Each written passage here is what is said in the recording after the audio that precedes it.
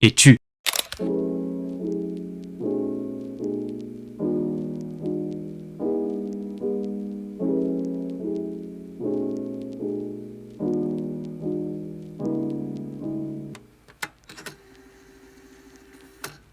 Pas qui tu prétends être devant les autres, pas l'image que tu renvoies sur les réseaux, pas le rôle que tu joues au quotidien.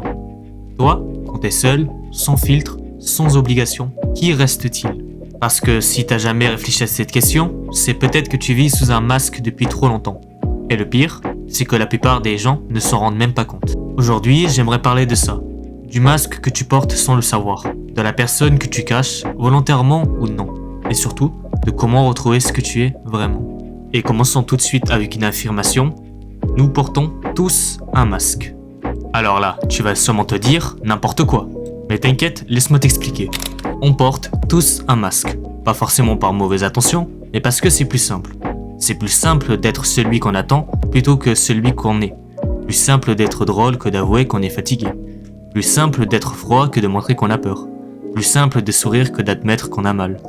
Et d'où ça vient ça? Bah grosso modo, dès qu'on est gamin, on apprend à s'adapter, à faire ce qui plaît pour être accepté. On te récompense quand tu rentres dans le moule et on te critique quand tu t'en éloignes. Tu commences à ajuster ta personnalité en fonction des gens, tu développes plusieurs versions de toi-même. Prenons l'exemple du Joker. En public, il joue un rôle, il crée une illusion, un personnage insaisissable. Mais dans ces moments de solitude, sa vraie nature chaotique et tourmentée refait surface. Il est conscient de son masque et l'utilise à son avantage, mais il n'y a plus de distinction entre le jeu et la réalité. Bref, au bout d'un moment, il y a un problème. Quand t'as trop de versions de toi, tu finis par perdre l'original. Tu joues un rôle si longtemps que tu oublies comment être naturel. Tu deviens un caméléon social, toujours en train de t'adapter, mais jamais vraiment toi-même.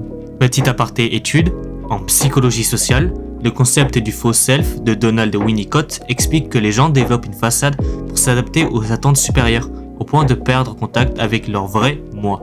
Les études montrent que plus une personne s'éloigne de son identité authentique, plus elle risque de souffrir d'anxiété et de dépression.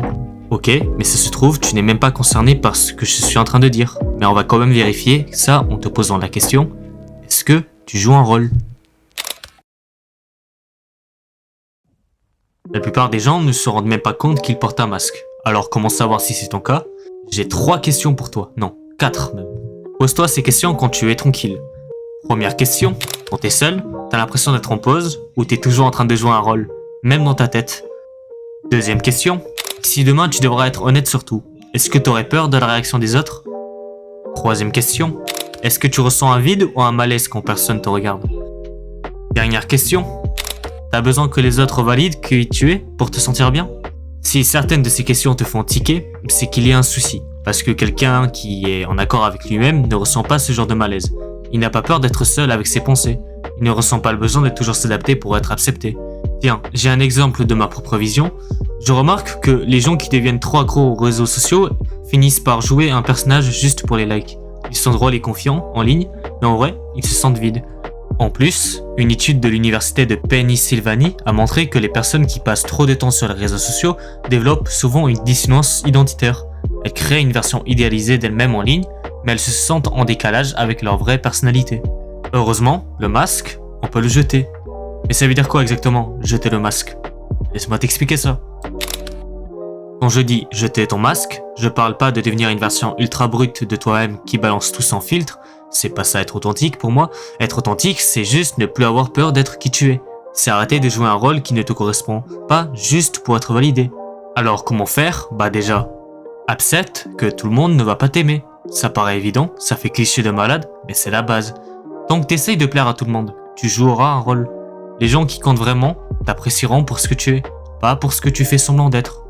Ensuite, je te conseille de passer du temps seul, sans distraction. Si t'as peur du silence, c'est qu'il y a un petit problème. La solitude, c'est un miroir. Si t'as besoin des autres pour te sentir exister, c'est que ton identité dépend trop de leur regard. D'ailleurs, si jamais tu veux savoir si la solitude est une force ou une faiblesse, tu peux aller regarder ma vidéo qui traite justement ce sujet. Bref, ça c'est un aparté. Enfin, je te conseille de repérer quand tu forces. Est-ce que tu es en train de rire à une blague qui te fait pas rire? Est-ce que tu es en train de cacher ton vrai avis pour éviter un conflit? Est-ce que tu t'habilles d'une certaine façon juste pour plaire? Si oui, pourquoi? J'ai un autre conseil qui fait ultra cliché, mais accepte tes parts d'ombre. T'as des défauts, t'as des failles, et c'est normal. Arrête d'essayer d'être un personnage parfait, c'est chiant, et surtout c'est faux. D'ailleurs, petit point étude, Carl Jung parlait du concept de l'ombre, cette partie de nous qu'on refuse de voir. Accepter son ombre, c'est arrêter de se mentir à soi-même et devenir une personne plus complète. Bref, tu peux continuer à porter ton masque si ça t'arrange, mais sache une chose, tant que tu le gardes, t'es jamais vraiment libre. Si tu l'enlèves, c'est clair que ça va faire peur. Il y a des gens qui vont s'éloigner, mais c'est pas grave, parce que pour la première fois, toi tu sauras qui tu es vraiment. Et ça, je pense que ça vaut tout le reste.